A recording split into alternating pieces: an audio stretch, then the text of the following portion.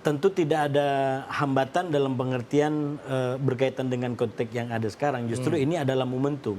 Momentum apa? Yang pertama, momentum untuk kalau bahasa saya, untuk meningkatkan suara dukungan rakyat kepada kemerdekaan Palestina dari suara yang sifatnya komunitas atau bahkan demo-demo di jalanan atau mungkin pernyataan personal, baik dia public figure atau mungkin malah pejabat negara atau apapun.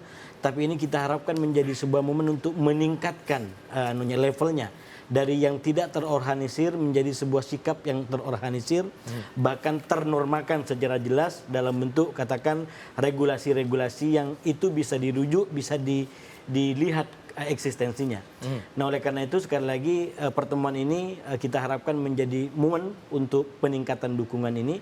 Dan yang kedua yang tidak kalah penting, ini bisa menjadi kayak semacam inspirasi bagi negara-negara berpenduduk mayoritas lain, terutama tentang fungsi parlemen tadi. Yang sekali lagi dalam konteks demokrasi bahwa kedaulatan itu sudah tidak hanya di tangan sultan, bukan hanya di tangan raja, tapi ini di dalam trias politika terbagi secara adil, yaitu ada eksekutif, yudikatif, dan legislatif. Nah, persis di sini menurut saya pertemuan hari ini melengkapi apa yang telah secara kelembagaan Pak Presiden sampaikan bahwa dukungan kepada Palestina. Nah, dengan pertemuan hari ini menjadi ada suara ada eksekutif, ada juga suara legislatif.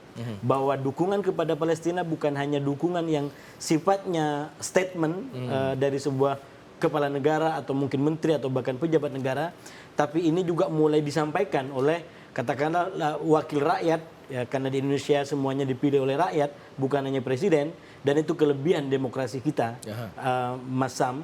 Menurut saya kita bisa cek hari ini mana demokrasi langsung. Itu kita merasakan istimewa.